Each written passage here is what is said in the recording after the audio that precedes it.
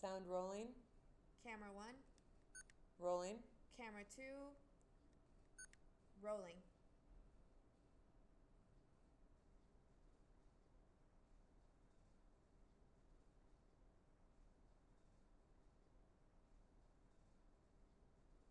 My name is William Balée. I'm a professor of anthropology at Tulane, and I teach historical ecology of Amazonia, South American ethnology, and a number of other courses related to cultural anthropology.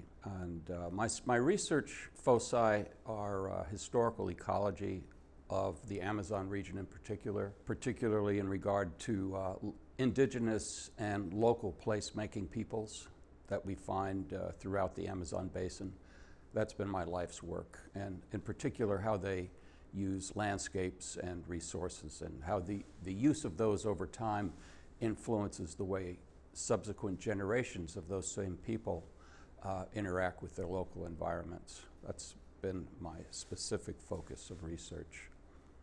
I came to Tulane in the summer of 1991 as an associate professor. Before that, I had been an associate researcher at the Geldi Museum, which is a research institute near the mouth of the Amazon in Brazil. And I was at a good point in my career where I wanted to switch from exclusive research, which is what I had been doing for the previous 8 years in Brazil, to research and teaching, and to training of graduate students and undergraduate students, which the position at Tulane enabled me to do.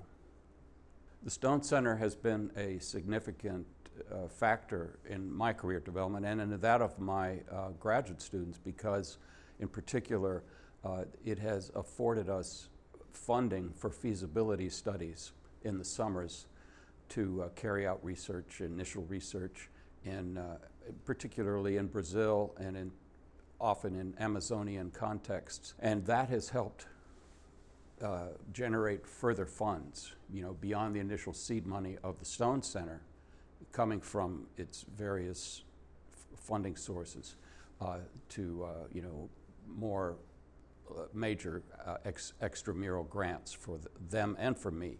So it has been extremely helpful to have had that support, in particular, over the years. But I would add that also the Stone Center is a key player in the foundation of a relatively new learned society concerning native people of South America, and particularly of the lowland part of South America, namely the Amazon, and on the other side, the area west of the Andes. Because in 2001, I, together with Jeffrey Ehrenreich at UNO, and they had contributed some sources, as did Stone Center, we invited anthropologists who are specialists on South American indigenous people from all over the world to come to Tulane, where we decided we would found a new society. And we did, and we called it Society for the Anthropology of Lowland South America. And it has now become an international organization. It meets every 2 years. We have a journal that's been going every quarterly since about 20 years ago. So without the support of the Stone Center at that time, it would not have happened. So I'm proud and happy with that result that we've had in our interaction with the Stone Center.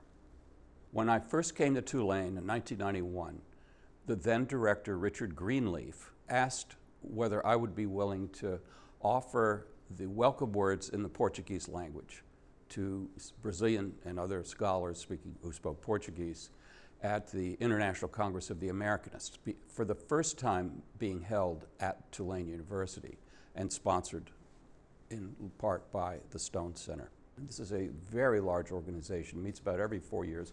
It is the oldest learned society that focuses on Latin America. It originated in France, and they have this every 4-year huge conference in multiple languages called the International Congress of Americanists.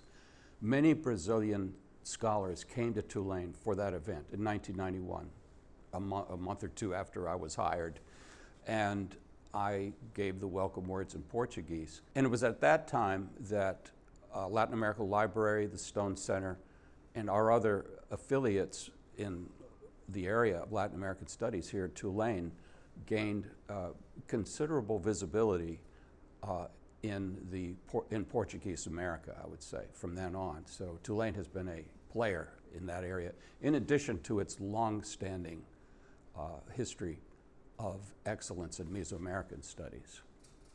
If I had a single word to describe the Stone Center at Tulane, I would say excellence. But if I had a couple of words, I would say excellence and comprehensive coverage of the vast subject matter that is Latin American and the Caribbean from a humanistic, scholarly, and scientific perspective.